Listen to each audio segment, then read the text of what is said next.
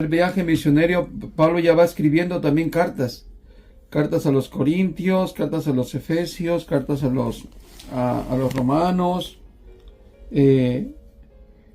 Y va con destino a Jerusalén. La mira que tiene Pablo es de ir a Jerusalén. Tiene el deseo en su corazón después de muchos años que no ha llegado, no ha ido a Jerusalén.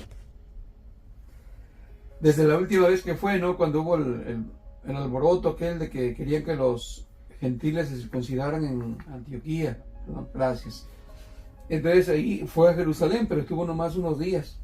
Pero ahora Pablo va con la mira de ir a celebrar la Pascua. Para él es una gran alegría estar ahí cuando vaya a celebrarse la Pascua. No porque Pablo esté apegado a las leyes, sino porque es un recordatorio de agradecimiento a Dios, de alabar a Dios, de reunirse con sus parientes, sus hermanos, y va con el deseo de estar en esa celebración, y también lleva una ofrenda, está recolectando una ofrenda para los hermanos de Jerusalén, porque hay una pobreza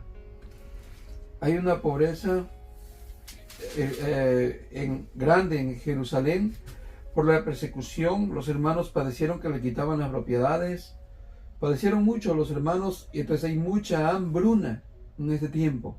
¿Se acuerdan que un tal profeta Agabo profetizó acerca de un hambre que vendría a Jerusalén? Bueno, eso se cumplió, si fue real esa hambre. Bueno, entonces Pablo está recolectando unas ofrendas en todo este recorrido que va, toda Asia. Va recolectando, va a llevar un gran botín de recolectación de todas las iglesias que son gentiles. Porque los gentiles están como muy agradecidos con el Señor, y como muestra del aprecio que tienen hacia Dios, quieren bendecir a los hermanos judíos, a los cristianos judíos que están pasando hambre, que están pasando escasez. Y con amor están cooperando, con amor se están dando, aunque muchos de ellos también eran pobres, pero también están participando con mucho anhelo. Entonces aquí les voy a meter esto ya de que Pablo ya está haciendo cartas. ¿Por qué? Porque después de esto que ya va rumbo a Jerusalén, Pablo es aprendido en Jerusalén.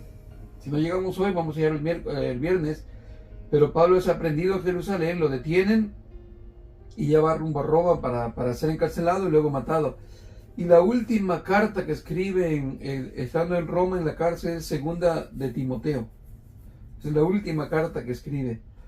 Pero aquí Pablo está escribiendo, Pablo está levantando la ofrenda, y Pablo va rumbo a Jerusalén. Tiene dos deseos en su corazón: estar en la fiesta y llevarle una gran ofrenda a los hermanos que están pasando necesidad. Muy bien. Quiero que vean eso, para que vean lo de la ofrenda, hermanos. Primera carta de los Corintios, capítulo 16. Dice ahí, verso 1, en cuanto a la ofrenda para los santos, o sea, para los hermanos que están allá en Jerusalén. Para nosotros los creyentes, los santos somos nosotros. Para la iglesia católica, los santos son los que ya murieron. Los que están vivos son puros pecadores. Los santifican, los canonizan después de que se murieron. Pero todos los que están vivos son pecadores para la iglesia católica, mientras que para nosotros los cristianos, los santos son los hermanos. ¿Sí? Muy bien, dice entonces, haced vosotros también de la manera que ordené en las iglesias de Galacia, o sea, los Gálatas. Cada primer día de la semana, cada uno de vosotros ponga aparte algo, según haya prosperado, guardándolo, para que cuando yo llegue no se recojan entonces ofrendas. O sea, va a ser una recolectación que Pablo está diciendo que las iglesias reúnan cada ¿cuándo, hermano? Cada 8 días. Y ese cada 8 días va a ser antes que Pablo llegue a visitarlos, a pasar por ahí. ¿Y qué día era el día que se reunían? Cada primer día de la semana. ¿Y cuál es el primer día de la semana? El domingo. El domingo. El sábado es el séptimo. El sábado es el Shabbat, séptimo día. Y el primero es el domingo. Entonces la iglesia se reunía el domingo. Pablo visitaba mucho las sinagogas en el sábado. ¿Por qué? porque él iba para compartir el evangelio, no porque estaba celebrando el Sabbat, sino para participar anunciándole el evangelio en las sinagogas. Por eso Pablo iba cada sábado en un día de reposo. Nuevamente leemos: en cuanto a la ofrenda para los santos, haced vosotros también de la manera que ordené en las iglesias de Galacia, a los Gálatas. Cada primer día de la semana, cada uno de vosotros ponga aparte algo, según haya prosperado, guardándolo, para que cuando yo llegue no se recojan entonces ofrendas. O sea, no a la mera hora, estará, traigan una ofrenda aquí y nadie se preparó. No, Pablo les avisó con tiempo. Mientras yo voy, dijo, ustedes levanten la ofrenda para los hermanos, para los santos que están en Jerusalén. Le decía a los hermanos que la Iglesia Católica le llama santos a los que ya murieron, los que canonizaron ellos. Pero Dios le llama santos a los que están vivos, a la Iglesia. ¿Sí? Muy bien. ¿Y qué dice ahí? Que cada primer día de la semana, o sea, domingo, que es lo que los gentiles se reunían, el día domingo es el primer día de la semana, es donde se reunía la iglesia, y mientras Pablo entraba a las sinagogas, pero no porque guardara la ley, sino porque iba para compartir el evangelio. ¿Se recuerdan que esa fue la explicación cuando hablamos de que Pablo iba constantemente a las sinagogas? Muy bien. Y esto también que les quede claro, que la iglesia se reunía el día primero o en el día del Señor. También dijo el apóstol Juan, estaba yo en el día del Señor. ¿Cuál es el día del Señor? El día de la resurrección. ¿Ya? Por si algún legalista dice, no, tienes que guardar el sábado, porque el sábado es lo que quedó constituido por Dios, que el sábado sería perpetuo, para siempre. No, fue perpetuo mientras duró. Pero una vez Cristo resucitado y la iglesia se empezó a congregar, lo hacían en el día del Señor, que era cuando resucitó, o en el día domingo, que es el mismo día. Muy bien. Ahora, verso 3. Y cuando haya llegado a quienes hubiese designado por carta, estos enviaré para que lleven vuestro donativo a Jerusalén. Y si fuere propio que yo también vaya, irán conmigo. Iré a vosotros cuando haya pasado por Macedonia, pues por Macedonia tengo que pasar. Y podrá ser que me quede con vosotros o aún pase el invierno, para que vosotros me encaminéis a donde vaya de ir, porque no quiero veros ahora de paso, pues espero estar con vosotros algún tiempo, si el Señor lo permite. Pero estaré en Éfeso hasta Pentecostés, porque se me ha abierto puerta grande y eficaz, y muchos son los adversarios. Y si llega Timoteo, mirad que esté con vosotros con tranquilidad, porque él hace la obra del Señor, así como yo.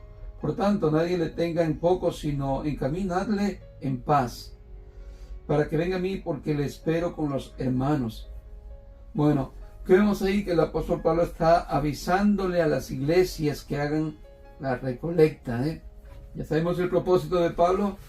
Dos deseos grandes que tenía en su corazón: ir a Jerusalén, celebrar la Pascua, y ya no pudo celebrar la Pascua por lo que se atrasó con el barco, porque el barco iba a ser más rápido, imagínense luego caminar a pie.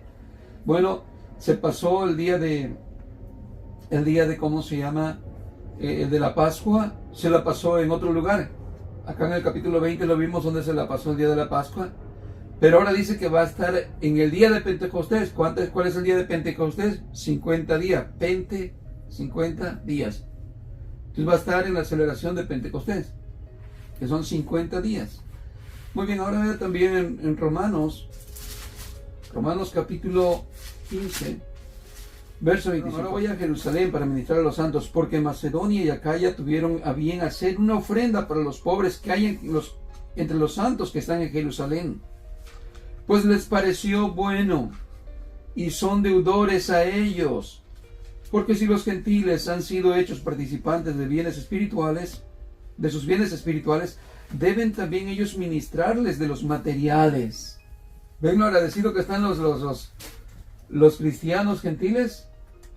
Que están dándole ofrenda de todo corazón a los hermanos que están en Jerusalén, que son judíos.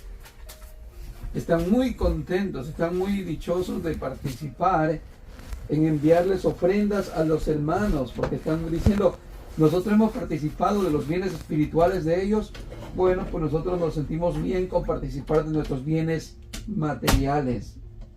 Verso 28. Así que cuando haya concluido esto y les haya entregado este fruto, pasaré entre vosotros rumbo a España, y sé que cuando vaya a vosotros, llegaré con abundancia de la bendición del Evangelio de Cristo. Pero os ruego, hermanos, por nuestro Señor Jesús el Cristo y por el amor del Espíritu, que me ayudéis orando por mí a Dios, para que sea librado de los rebeldes que están en Judea, y que la ofrenda de mi servicio a los santos en Jerusalén sea acepta. Sí, mire todo lo que Pablo les pide. Él sabe que no va a un lugar donde lo van a recibir con flores, sino que él sabe, como vamos a ver ahorita en el capítulo 21, que le esperan cadenas, que le esperan sufrimientos, que le esperan más dolor, más tormento. Entonces por eso dice, ayúdenme a orar a mí, dice, pídanle a Dios por mí, para que sea librado de los rebeldes que están en Judea, y que la ofrenda de mi servicio a los santos, o sea, la ofrenda que llevarles, sea acepta, para que con gozo llegue a vosotros por la voluntad de Dios, y que sea recreado juntamente con vosotros. Muy bien, veamos ahora el capítulo 21 de los Hechos. Ya vieron que Pablo iba con un propósito a Jerusalén. Ya vieron su propósito, que es la ofrenda, y de ir ahora a Pentecostés, porque ya la Pascua ya se le pasó.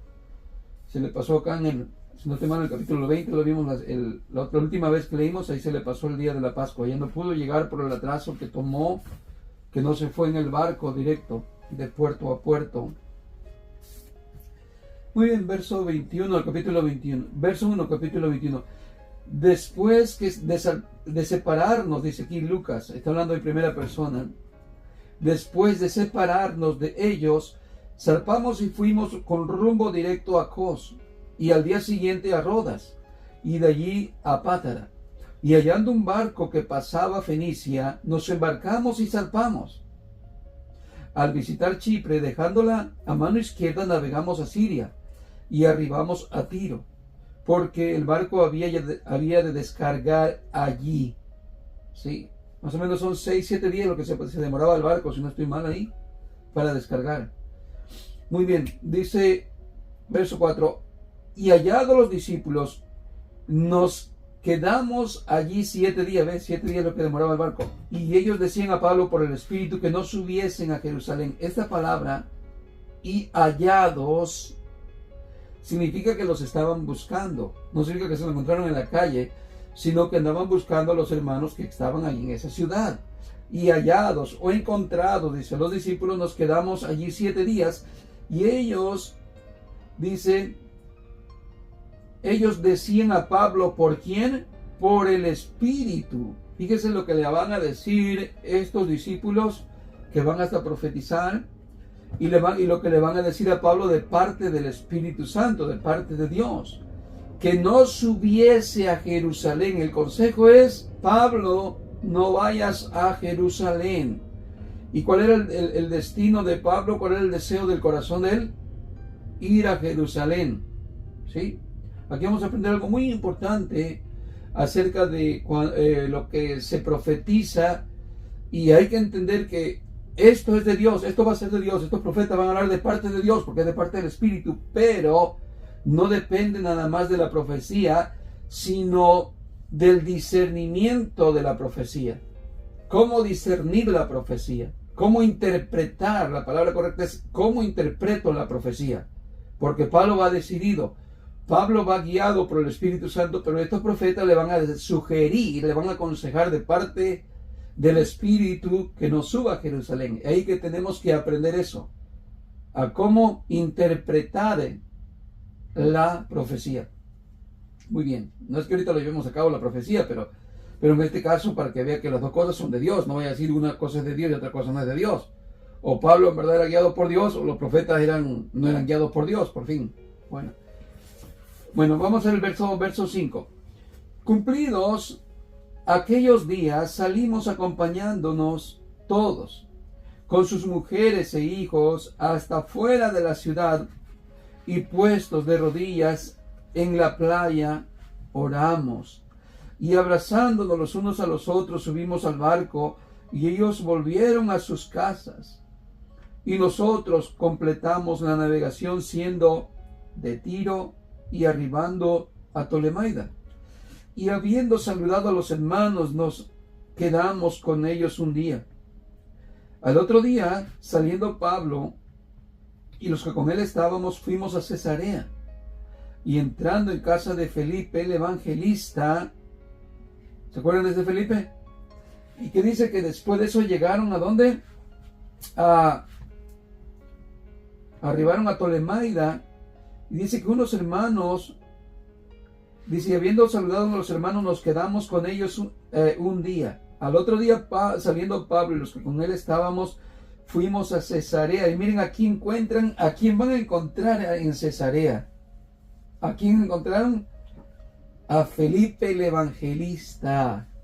Oh, y esto ya pasó muchos años, después de lo que la persecución que hubo en Jerusalén, la primera persecución, que es cuando sale Felipe para ir a predicar a Samaria, que es cuando Pablo estaba junto a los que estaban apedreando a Esteban, y a Pablo le fue echada la ropa a sus pies de Esteban, perdón. Y sabe que Esteban era muy amigo de Felipe, y Felipe era muy, muy cercano a Esteban. Ellos fueron elegidos de los que fueron elegidos para diáconos. Imagínense la amistad que tenían entre Felipe y Esteban, y ahora resulta que después de muchos años van a tener un encuentro entre el que mataba a la iglesia y Felipe. Un encuentro entre el perseguidor y Felipe, entre Pablo y Felipe. Imagínense, va a llegar Pablo a la casa de Felipe. Vamos a ver qué sucede en este encuentro. Y miren lo que es la obra del Espíritu Santo, la obra de Dios, cómo ahora los ha transformado, no solamente a Pablo, sino también a Felipe, porque Felipe no le va a guardar ningún rencor. Y vemos la obra de Dios, el perdón, el amor, todo eso, ¿no? La obra del Espíritu Santo. Ahí el verso dice que se entraron en casa de Felipe, el verso 8, el evangelista, que era uno de los 7, o eran 7 los que escogieron, y posamos con él. Este tenía 4 hijas doncellas que profetizaban. Acuérdense que profetizar tenía que ver con el predicar la palabra. O sea que no estaban casadas y podían estar ellas compartiendo la palabra también. Se dedicaban al servicio completamente del Señor, en otras palabras. Estaban dedicadas a Dios. ¿Sí? Muy bien. Ahora el verso, ¿cuándo quedamos? 9, ¿verdad? O 10. Y permaneciendo nosotros allí algunos días, descendió de Judea un profeta llamado Agabo, quien viniendo a vernos, tomó el cinto de Pablo y atándose los pies y las manos, dijo: esto dice el Espíritu Santo, así atarán los judíos en Jerusalén al varón de quien es este cinto, y le entregarán en manos de los gentiles. ¿Sí? Este mismo Agabo fue el que profetizó la hambruna en Jerusalén. Acuérdense que sí sucedió.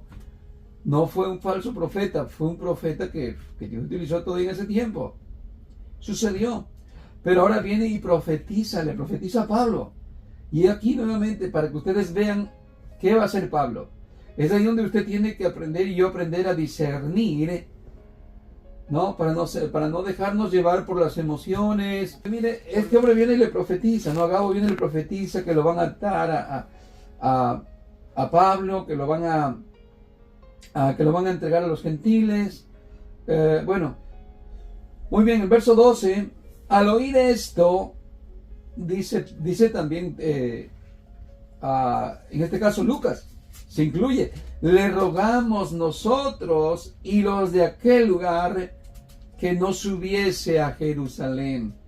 Fíjese, hasta el mismo Lucas todavía como que él todavía en verdad no comprende lo que Pablo está haciendo, y en verdad lo que Pablo hacía no era de parte de él, era de parte del Espíritu Santo, de parte de Dios. ¿Cierto, hermanos? Pablo, donde quiera que iba, era guiado por el Espíritu de Dios. ¿Se recuerdan las guianzas que Pablo tenía del Espíritu de Dios? En visión, en la voz audible del Señor, en el Espíritu Santo que le mostraba, no vayas para tal lugar. Pablo sigue predicando aquí. De hecho, este libro muchos le atribuyen que el nombre no se debería de llamar Hechos de los Apóstoles, sino Hechos del Espíritu Santo. ¿Por qué? Porque empieza desde el comienzo. Si usted mira dónde se habla más del Espíritu Santo en acción, es el libro de los Hechos. Jesús que dijo en capítulo 1, verso 8, pero recibiréis poder cuando haya venido sobre vosotros el Espíritu Santo. Capítulo 2, cuando vino el día de Pentecostés, se derramó el Espíritu Santo y hablaron todos en lenguas. Jesús dijo que el Espíritu vendría, ¿para qué? Para redarguir, para convencer de pecado y para regenerarnos. Y eso vino siendo el Espíritu Santo. Hablaban en lenguas como evidencia que el Espíritu Santo le daba también a los gentiles. Sí, ya explicamos por qué los gentiles hablaban en lenguas. Interesante el capítulo 19 de los Hechos, cuando hablaron en lenguas, tanto los discípulos de Juan el Bautista como los discípulos como los de Cornelio, y la explicación de ahí, ¿por qué fue que ellos hablaron en lenguas? ¿Para qué era la evidencia? ¿Para qué? Muy bien. Y que eso ya cesó. El capítulo 19 fue la última vez que se habló en lenguas.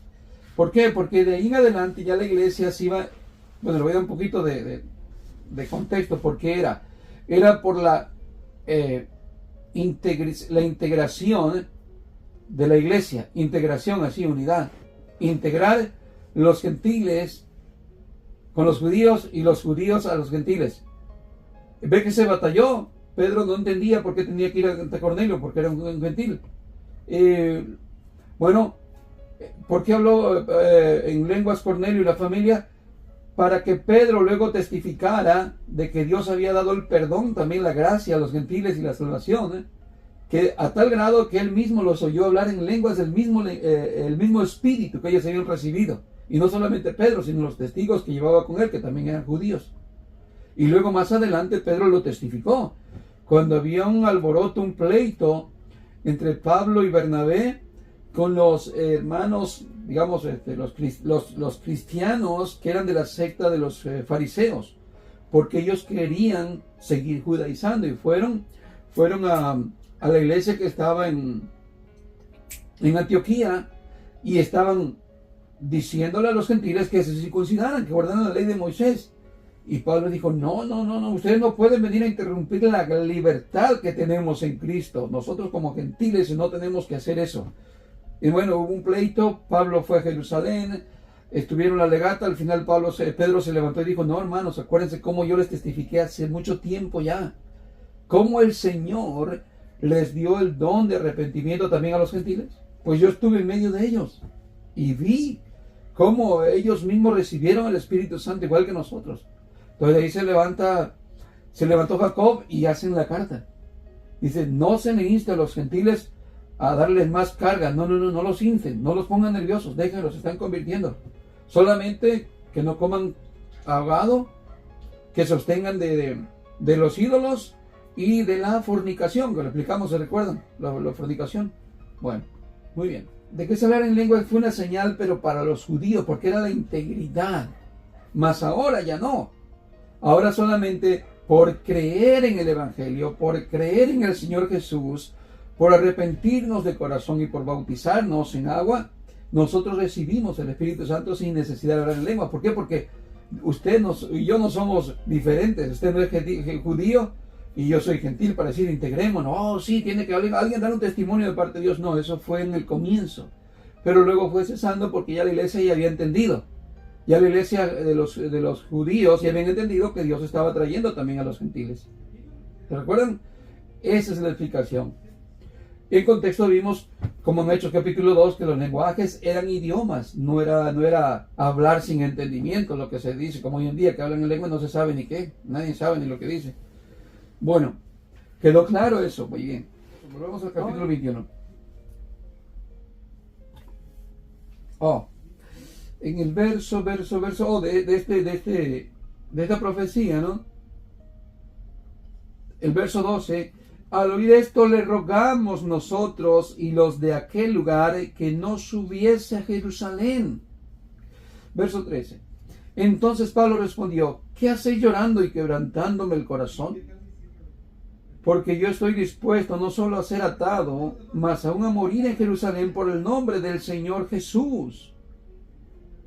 Miren, hermanos, aquí está lo que le decía del discernimiento y la forma de interpretar la profecía, porque ambos hablaban de parte de Dios. Estos profetas, los otros que le dijeron en la otra ciudad: no subas a Jerusalén, no subas, hermano.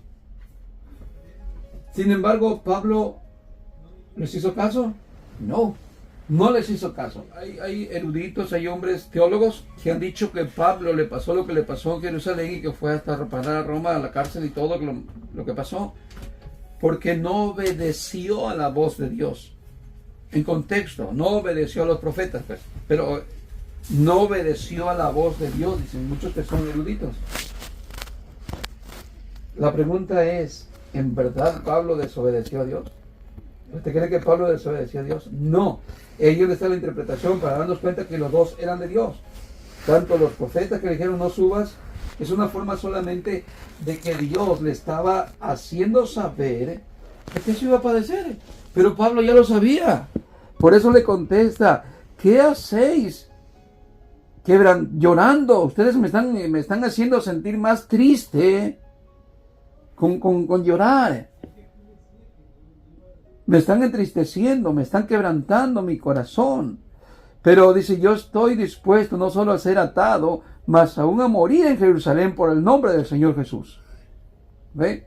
Pablo interpreta correctamente la profecía que le dicen. Él sabe que a eso va. Y si quiere, vaya al capítulo 20, hermanos. Capítulo 20, verso 22 y 23. ¿Ya lo tienen? Bueno.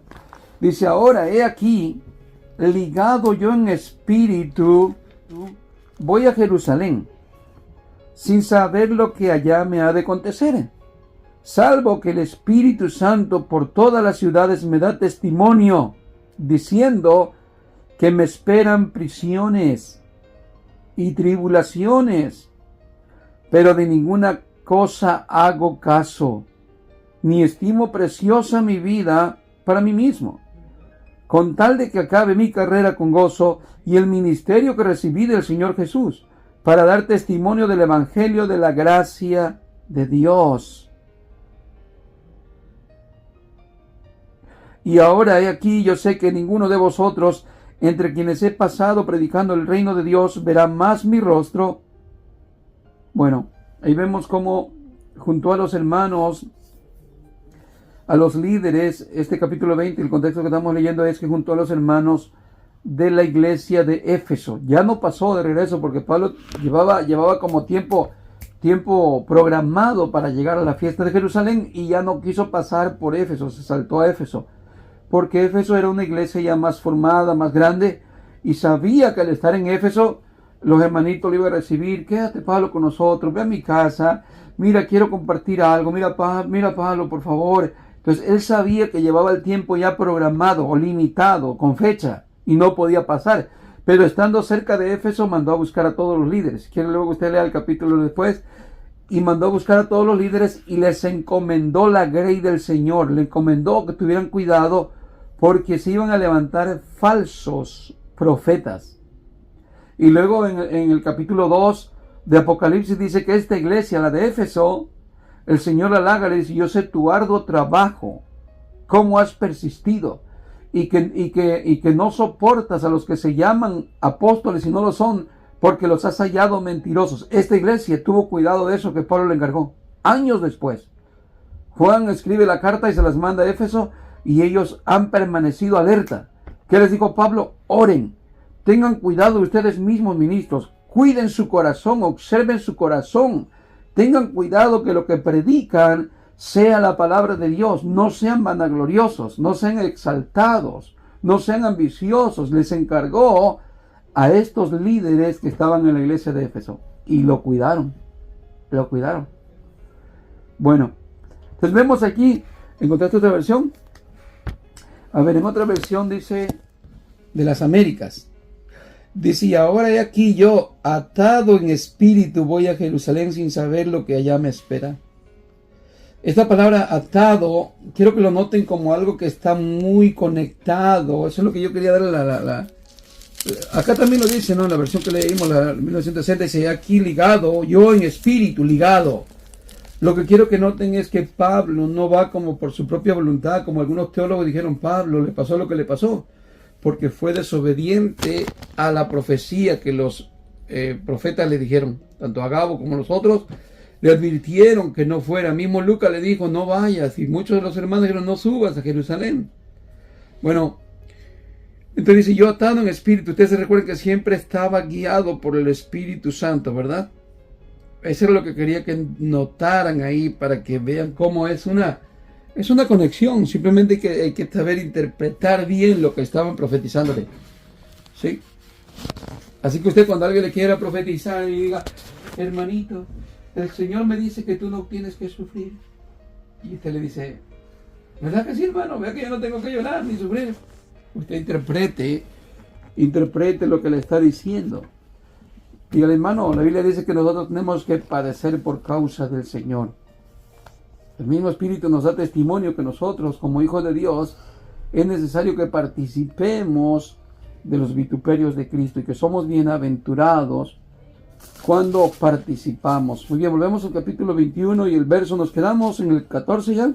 Y como no le pudimos persuadir, a otra vuelta, hablando en primera persona Lucas, y como no le pudimos persuadir, desistimos, diciendo, hágase la voluntad del Señor. ¿Ve? ¿Ve cómo sucedió?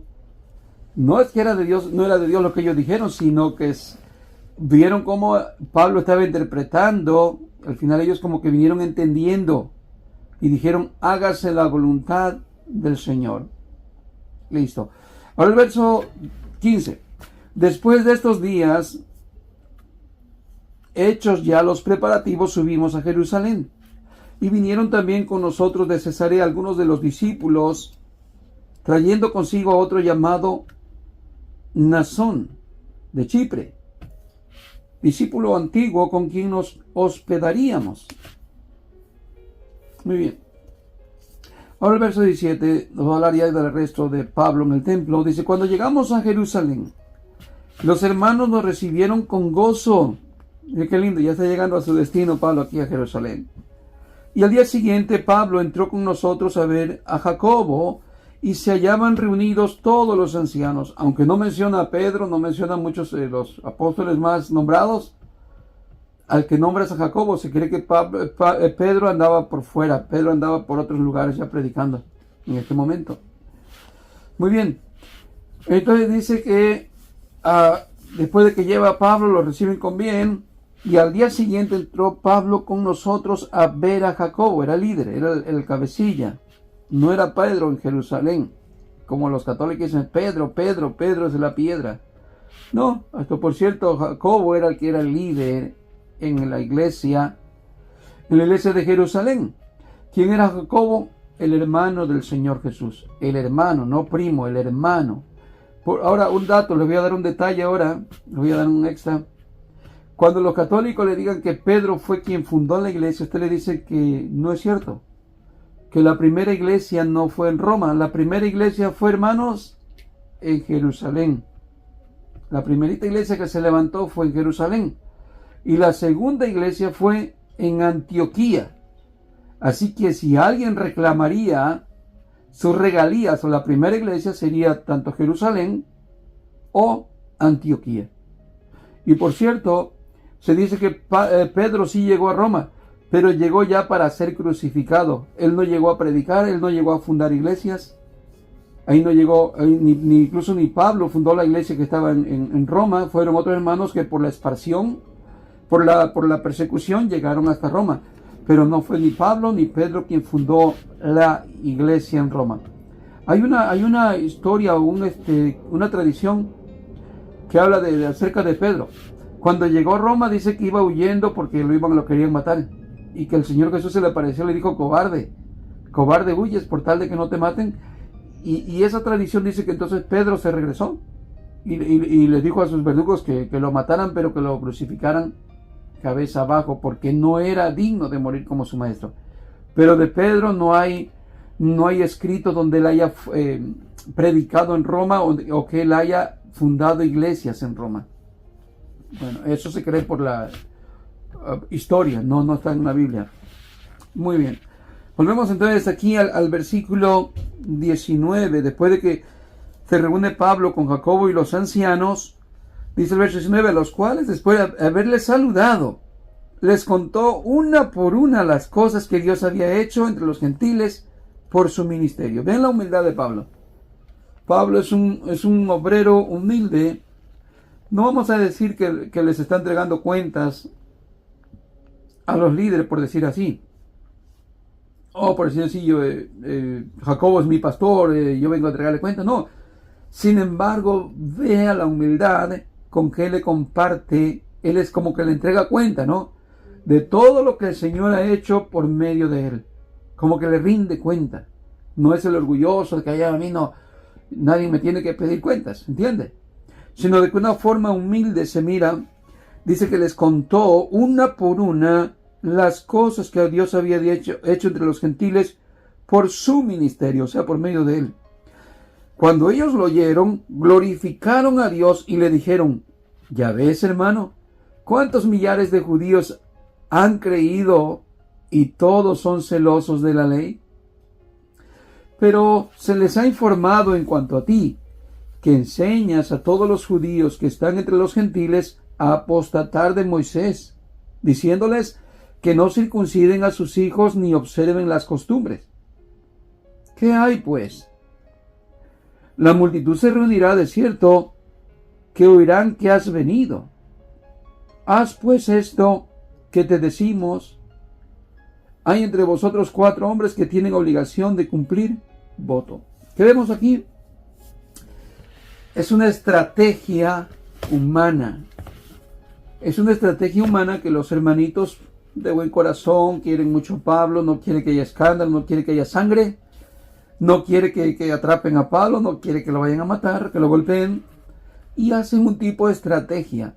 Le dice, mira Pablo, la verdad tú has hablado muchísimo y muchos judíos se han convertido por tu causa, todo por ahí andas andado, se han convertido, pero hay rumores que tú estás haciendo que ellos blasfemen contra la ley de Moisés, que los estás enseñando a no circuncidar, y eso es falso. Esa idea de que Pablo predicaba a los judíos que no se circuncidaran es falso, porque él muchas veces dijo, si tú como judío te quieres circuncidar, dice, es un acto de conciencia solamente, pero no se lo impongas a un gentil, porque tienes que saber que la circuncisión no es para salvación. Si tú te apegas a la ley con la circuncisión para ser salvo, estás separado de Cristo. Pero si quieres guardar la tradición y la ley judía circuncidándote, circuncídate. Entonces es falso el rumor. Primero es falso. Pero número 2, los hermanos están tomando como una estrategia para librarlos de aquellos que les son sus perseguidores. Y le dicen, mira, haz esto que te vamos a aconsejar. Hay aquí pues unos hermanos que tienen un compromiso, tienen un voto nazareo. ¿Sí? Haz pues esto que te decimos. Hay entre nosotros 4 hombres que tienen obligación de cumplir voto.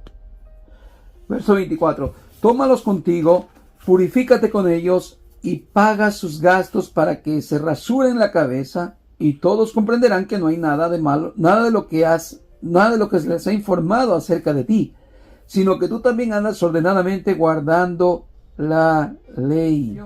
Pero nuevamente por la estrategia, la idea de estos hermanitos, Pablo accede. Por eso muchas veces Pablo dice, me he hecho de todo y por todos con tal de ganar a unos, aunque son unos pocos. Me he hecho mis hermanos como judíos, o sea, he participado con tal de estar ahí, con tal de darles el evangelio, con tal de darles mi amor, la palabra del Señor, y me he hecho como gentiles también. ¿Sí? Ahora vea que esto que va a hacer no es ningún pecado. No cree que usted, porque va a entrar al templo, él va a estar cumpliendo con ciertas leyes de rituales, como para salvación, o la idea del judío de salvación. No, este simplemente es un voto nazareo.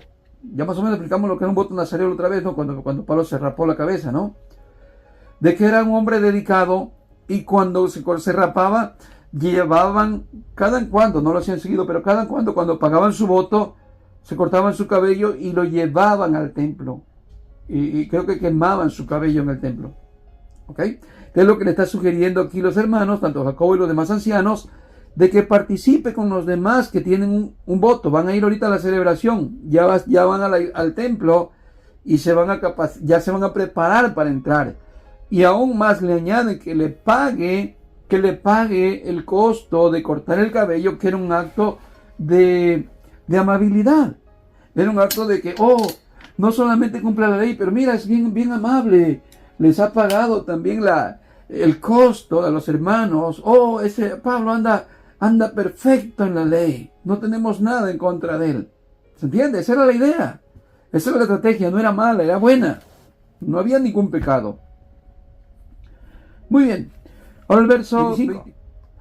Pero en cuanto a los gentiles que han creído, nosotros les hemos escrito determinando que no guarden nada de esto, solamente que se abstengan de los sacrificados, los ídolos, de sangre y de ahogado y de fornicación, les está diciendo Jacobo y los demás ancianos.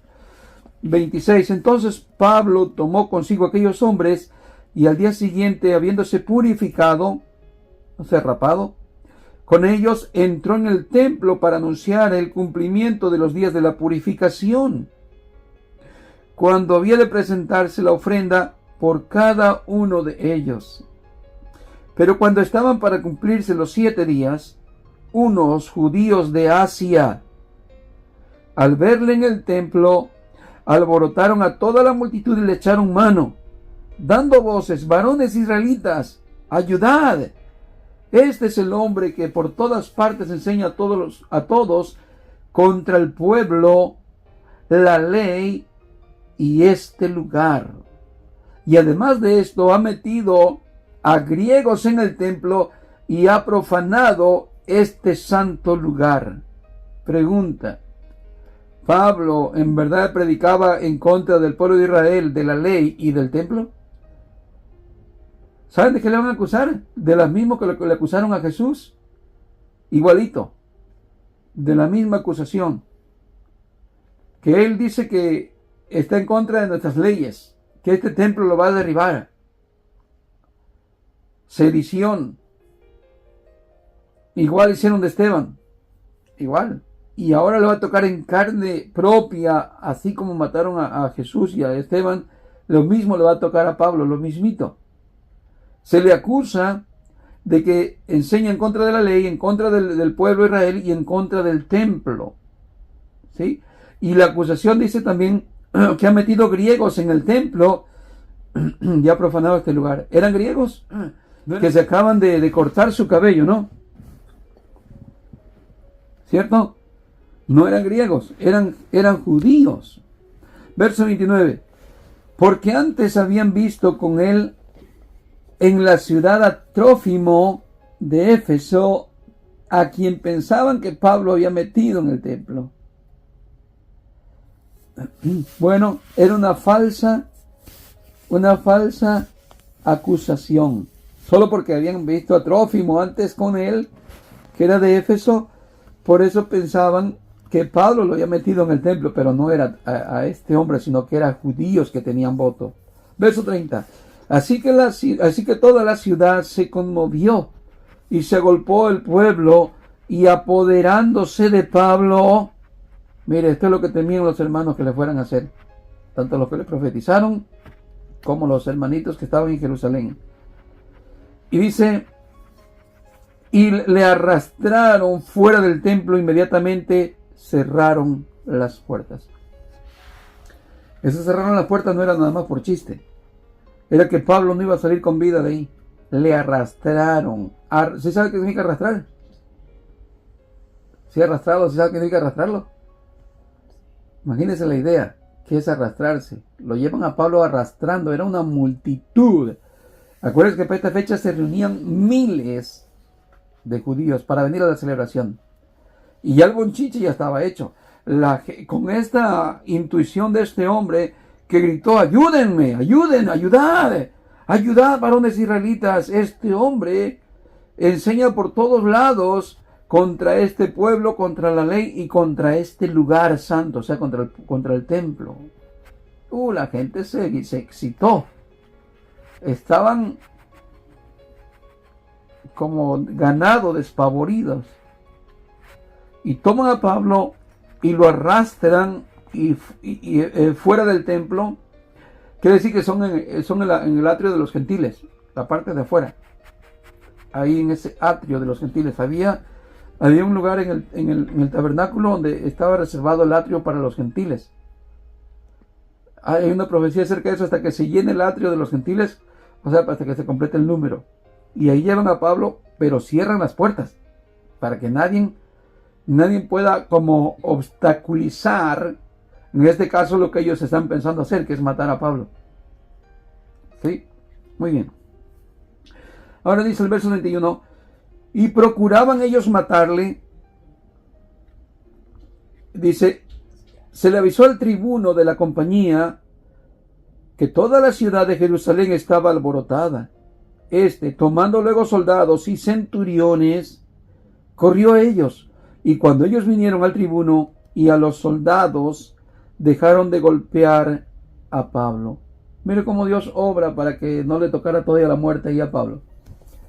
Dice que el tribuno, o sea, el encargado de la autoridad romana.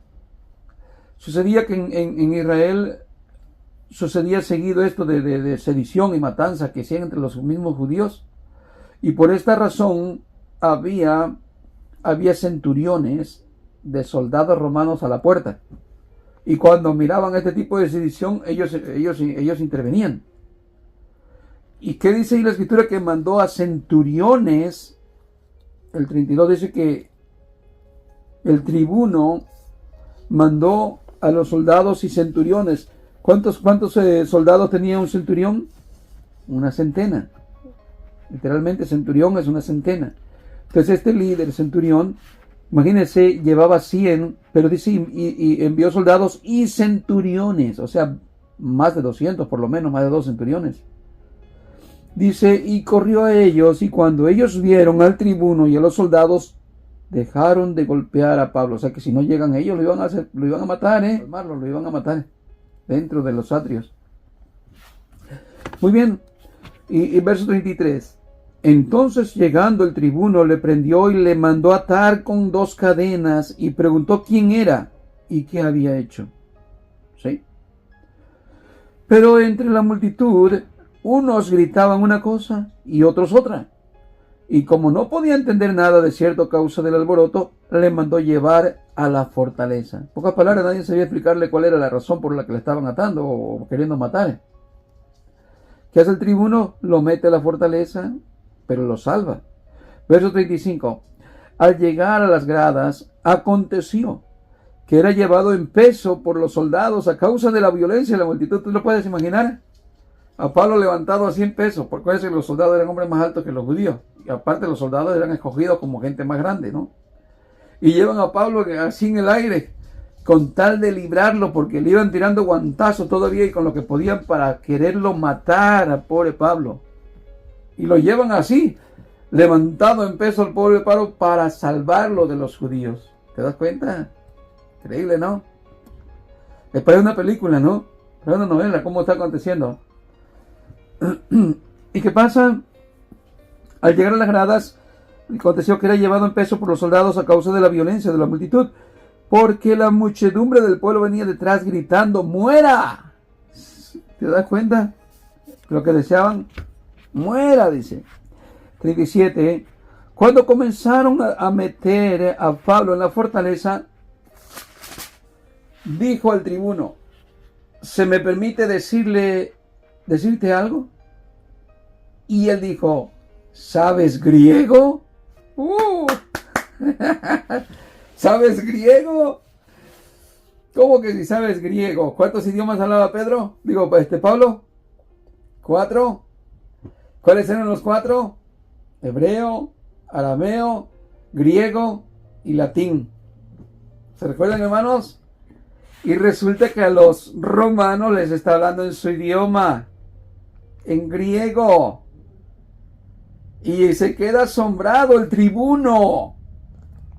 Se queda asombrado y le dice, luego le dijo, ¿sabes griego? Se queda súper asombrado. Ahora aquí está un poco dudoso este tribuno y le hace una pregunta. ¿No eres tú aquel egipcio que levantó una sedición antes que estos días y sacó al desierto a los 4,000 sicarios? Lo están confundiendo a Pablo porque como no se le dio una buena explicación ahí por qué lo estaban queriendo matar, le pregunta el tribuno, ¿no eres tú ese egipcio que juntó una turba de ¿cuántos? ¿4,000? 4,000 matones. Sicarios son matones. Para levantarse contra Roma, pues. Y lo están confundiendo a Pablo, pues lo están confundiendo. Pero aquí Pablo va a sacar sus credenciales. Y mire qué credenciales va a sacar. Ya sacó una. Que habla griego. Ahorita hay otras credenciales más, ¿no?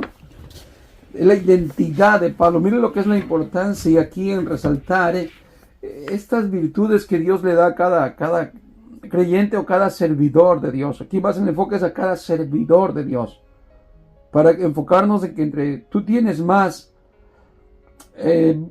tanto virtudes como capacitaciones, de alguna manera sirves mejor al Señor. De alguna forma hay unos que saben más que otros, pero el enfoque es este. Pablo es un hombre tan preparado que mire lo que hoy va a hacer por medio de todo eso que él conoce y tiene. Muy bien. Entonces le dice el hombre, sabes griego, y lo confunde con un egipcio que habían matado a todos o atrapado a los 5,000, ¿no? A los 4,000, pero el líder se escapó, Entonces lo están confundiendo con él. Entonces dijo Pablo, yo de cierto soy hombre judío, ¿y qué más? De Tarso. ¿Y ese Tarso dónde es? Bueno, pues es una ciudad de Roma, ciudadano de una ciudad no insignificante, sino ¿de dónde? De Cilicia. Uy, ¿qué era eso? Era el primer mundo. Se dice que los colegios, las universidades más grandes que existían en aquellos tiempos era la de Éfeso. ¿Se recuerda Éfeso cuando fue Éfeso? Los epicúreos, acá los sabelotodos, acá. Bueno, en Atenas y en Éfeso existían lo que eran las mejores universidades, se puede decir, pero también en Cilicia. Y allí Pablo cursó, ahí fue donde él estudió, ahí es donde él se capacitó. Por eso todo esto que sabía, de saber más lenguas y todo, no era porque nomás se lo dio el Espíritu Santo, sino de un hombre que estaba capacitado, ¿se entiende? Está sacando sus IDs delante de este hombre, el tribuno. Fíjese lo que es la importancia de este conocimiento de Pablo. Cuando le habla en griego, le presta atención el tribuno. Le presta atención inmediatamente. Y Pablo le dice, yo de cierto soy hombre judío, no soy de Egipto, de Tarso, dice, ciudadano de una ciudad no insignificante de Cilicia. O sea, era una ciudad muy reconocida, yo digo, por la universidad que se creía y todo aquello. Era un lugar de prestigio, un lugar de primer mundo. Pero te ruego que me permitas hablar al pueblo. Verso 40, y cuando él se lo permitió, Pablo estaba en pie en las gradas, hizo señal con la mano al pueblo y hecho gran silencio, habló en lengua hebrea diciendo, varones hermanos y padres, oíd ahora mi defensa ante vosotros. Y ahí nos vamos a quedar, hermanos. Pero ya vimos que Pablo ahora cambió de lenguaje y ahora está hablando ¿en qué idioma? ¿En qué lengua les habló? En lengua hebrea. ¿Por qué? Porque pues él se va a identificar con su pueblo. Y ahí el pueblo le va a prestar, hasta cierto punto le va a prestar atención, porque ya ven que hablan en su propio idioma, se sienten honrados, porque para un judío su lenguaje era como muy honroso, muy respetable entre todas sus tradiciones. Entonces cuando le hablan su idioma, ok, le guardan un poquito de ¿cómo se puede decir? De carisma, de atención, pero el ratito se les va a pasar. Solamente va a ser el comienzo que lo oyen y el ratito vienen tras él para nuevamente quererlo matar. Pero bueno, lo que estamos viendo más que nada ahí es las credenciales tan valiosas que tenía el apóstol Pablo. No por nada fue Bernabé a buscarlo cuando mandaron la iglesia de Jerusalén, mandaron a levantar la iglesia que está en Antioquía. ¿Por qué? Porque Pablo era un hombre muy capacitado. Muy bien, hermanitos, nos vamos a quedar hasta ahí.